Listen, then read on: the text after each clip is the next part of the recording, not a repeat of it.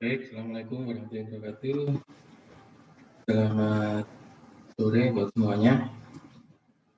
Hari ini kita masuk ke pertemuan yang ke-9, yaitu dengan topik algoritma untuk masalah bisnis. Jadi bagaimana cara menerapkan algoritma dalam sebuah permasalahan yang terkait dengan proses bisnis.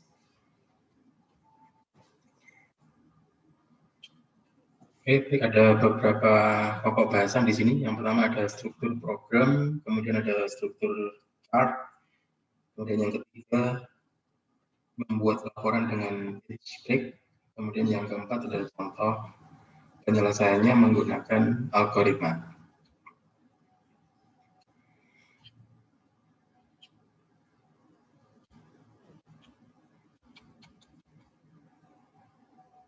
Oke. Ya, yang pertama masuk ke struktur program, yaitu secara umum program yang dilakukan untuk memproses data.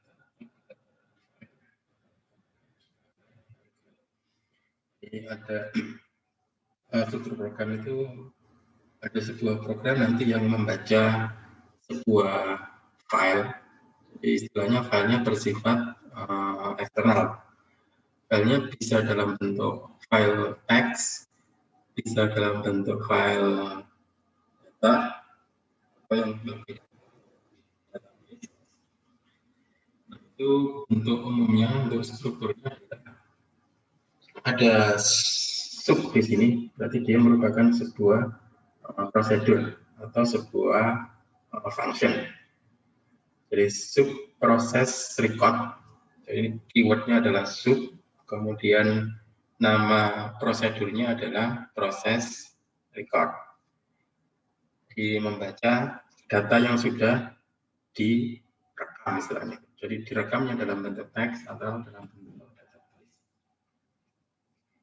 Kemudian masuk ke statementnya, yaitu ada proses inisialisasi.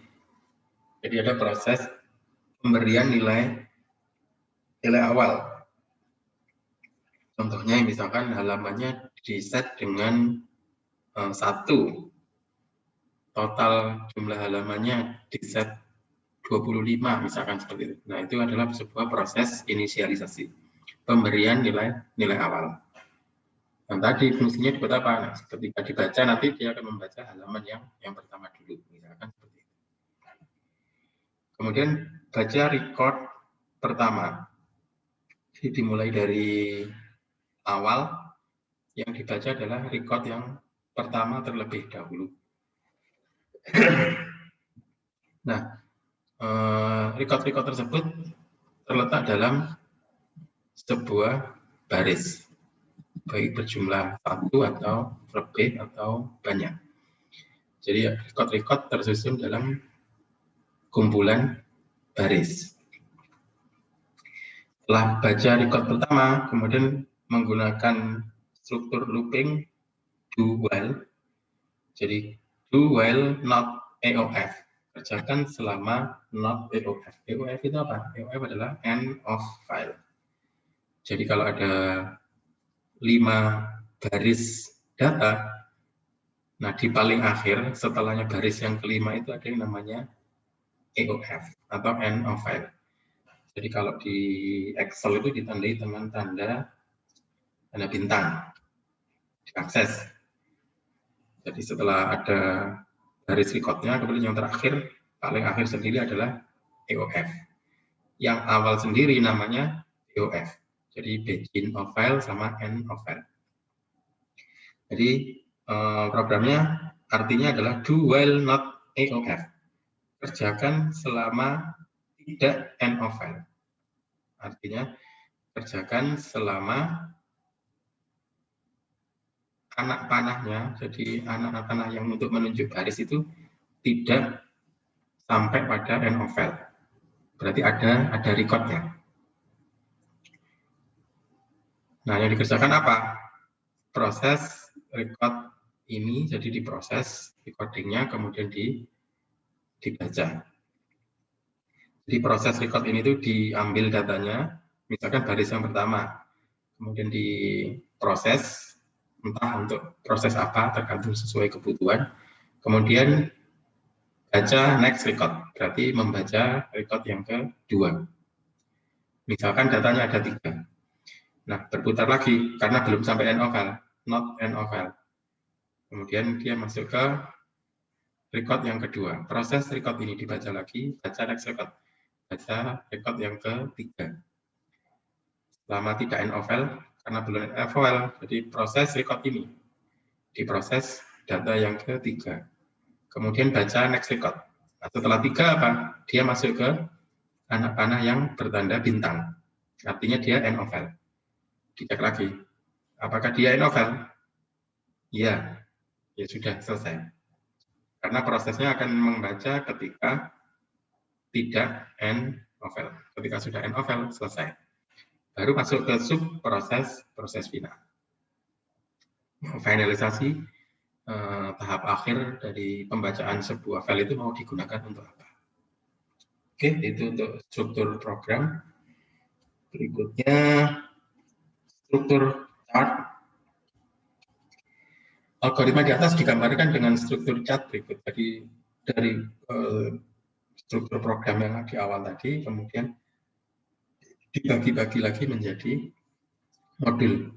Artinya ada kaitannya dengan proses yang kemarin, yaitu modularisasi. Jadi dipilah-pilah lagi prosesnya, dibuat dalam bentuk modul-modul sehingga dia mempunyai satuan-satuan. Modul di atas dapat berisi statement yang program dari struktur chart sudah ada sehingga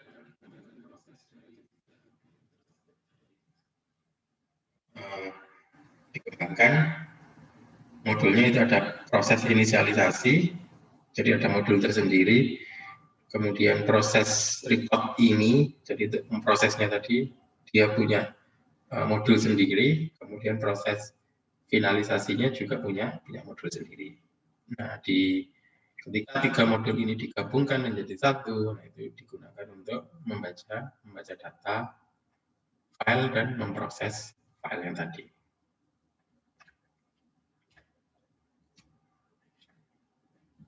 Oke, kemudian beberapa contoh aplikasinya pada masalah bisnis, yaitu ketika membuat laporannya. Jadi pasti laporan itu nanti dibutuhkan baik untuk perbaikan atau digunakan untuk personal, untuk manajemen. Nah, sebuah laporan membutuhkan judul yang pertama, kemudian ada baris judul, kemudian ada kolom judul, baru ada detail, kemudian ada total. Di samping itu, sebuah halaman laporan hanya menampung beberapa baris record, sehingga harus mengatur pemindahan ke halaman baru. Jadi kalau banyak data yang akan ditampilkan, nah kita harus membatasi dalam satu kertas itu ada beberapa datanya sudah melebihi.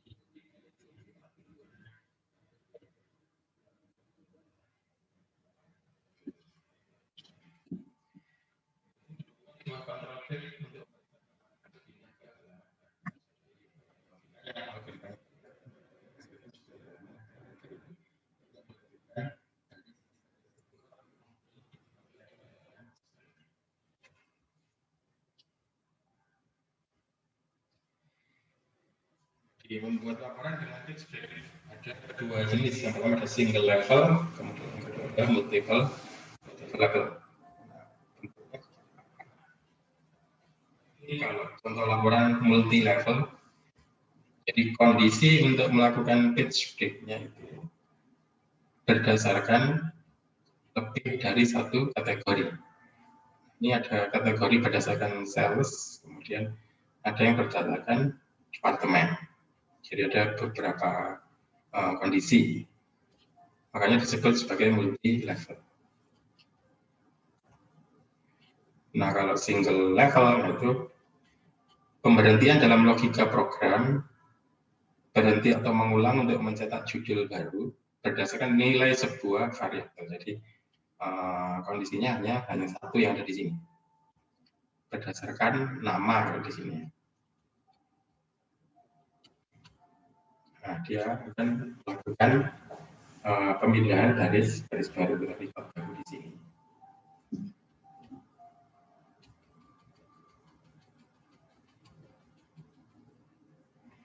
Nah, kemudian dibentuk juga dalam bentuk hierarki chart, single level break. Jadi untuk memproduksi single level control break itu ada beberapa modul yang bisa dibelah. Ada initialize variable field, jadi inisialisasi variabel ini. Kemudian print page heading, jadi judul dari halaman. Kemudian proses this record, sama dengan yang tadi. Jadi ini menampilkan baris-baris yang ada di dalam record. Kemudian print control total line, jadi jumlah barisnya.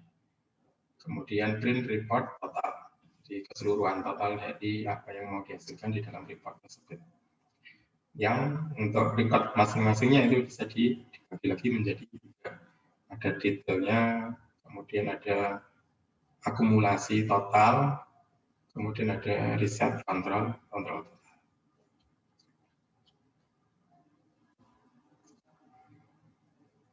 Nah, kalau multiple level control break adalah pemberhentian dalam logika program sama untuk dan sebuah program atau tidak alamnya untuk mengulang untuk mencetak judul baru berdasarkan beberapa nilai variabel. Ada beberapa dari satu. Jadi total penjualan kerasnya seperti ini. Ketika sudah ada dua kondisi ini, maka dia mencetak garis baru atau record baru yang berikutnya.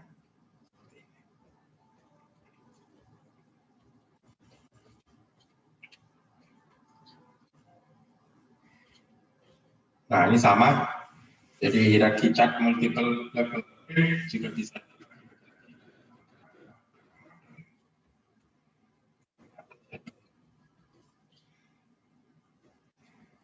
Ada contoh kasus, ini laporan gaji dari sebuah perusahaan, di mana kolom-kolomnya adalah nomor, NIP, nama, target, realisasi, komisi, gaji pokok, total gaji. Jadi di sini ada judul dari laporan, headingnya. PT Semesta Makmur Abadi Jalan Bahari Biru Jakarta laporan gaji. Jadi ini disebut sebagai heading program. Kemudian ini keterangan tempat, propertinya, kemudian ada halamannya di sini. Kemudian yang 1, 2, 3 ini yang diisi dengan sebagai proses. Dan akumulasi total.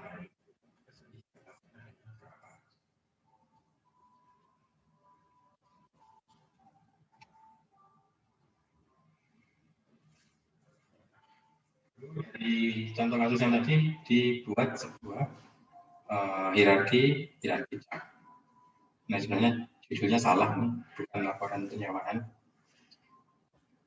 Sama yang tadi ada inisialisasi, kemudian ada yang digunakan untuk mencetak judul, page, kemudian ada proses record, cetak total record. Nah, proses recordnya bisa dibagi lagi menjadi 2 submodul, ada cetak detail, kemudian akumulasi total.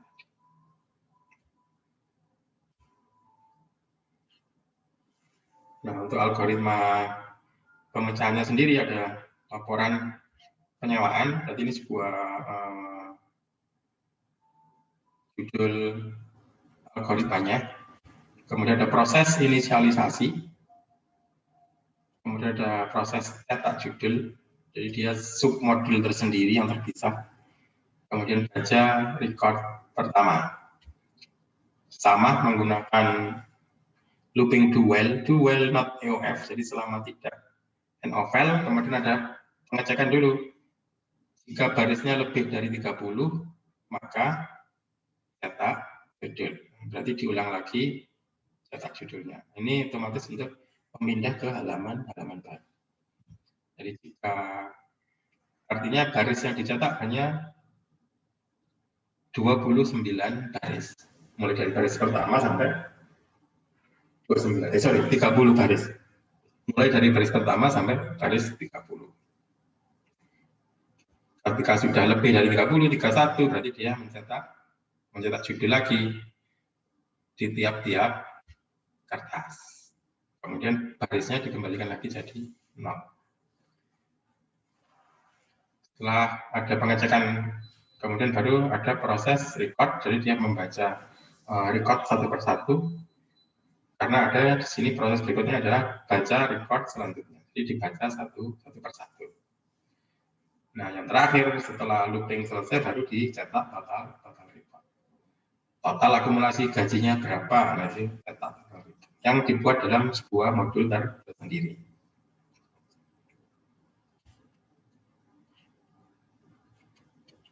Nah, ini subordinate modul, jadi dibuat sub modul yang tadi yang sudah saya jelaskan. Jadi inisialisasi dibuat sub modul tersendiri. Di dalamnya ada perintah buka file.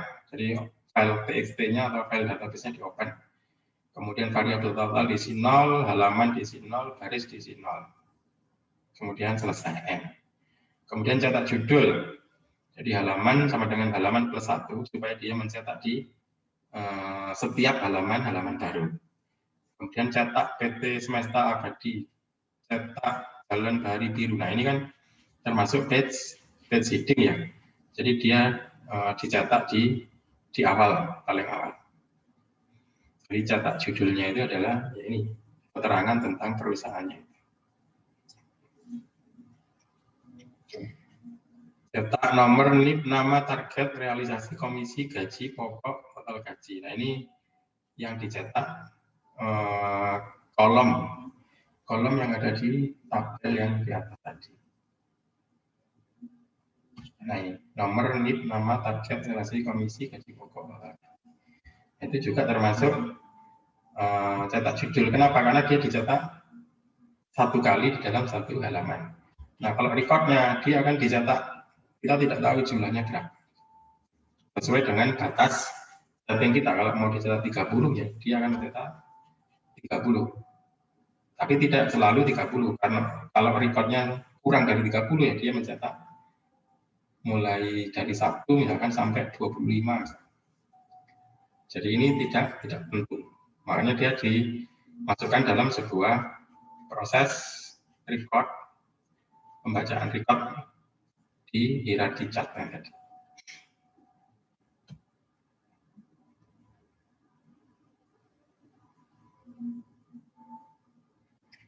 Oke, untuk proses recordnya sebuah subordinate modul, jadi sebuah modul tersendiri juga untuk melakukan perhitungan tentang gaji. Nah, ini contohnya komisinya didapat dari realisasi dikurangi target dikali 10.000. Kemudian total gajinya berapa, baru cetak detail. Nah, cetak detailnya dia subordinate lagi di sini, di nomor 5. Baris sama dengan baris plus 1, jadi menambahkan baris lagi, kemudian dicetak lagi baris recordnya, kemudian baru dilakukan total gaji.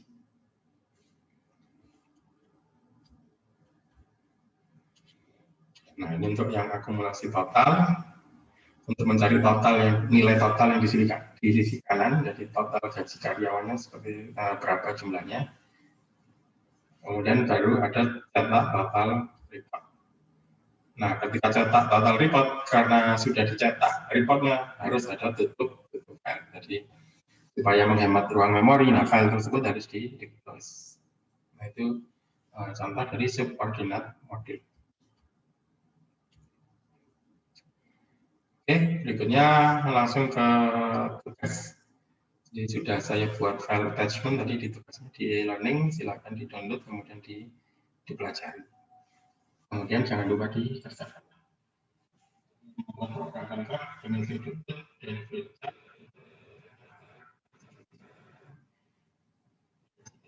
Nanti banyak karyawan nanti ada bisa mencetak beberapa baris atau report dari dan beberapa ketentuannya ada di tabel ini. Nah, nanti jumlah karyawan di input, bulannya di input, bulan ke berapa, misalkan 1 sama dengan Januari, 2 Februari, dan sebagainya. Input data karyawan, berarti kalau jumlah karyawannya diisi 5, berarti ada input data karyawan sebanyak 5 kali. Nah, nanti kode jabatan dan kode statusnya mengikuti. Kira-kira seperti itu nanti bentuk tampilannya seperti itu. Oke, kalau sudah nanti silakan dilanjutkan dengan beberapa latihan.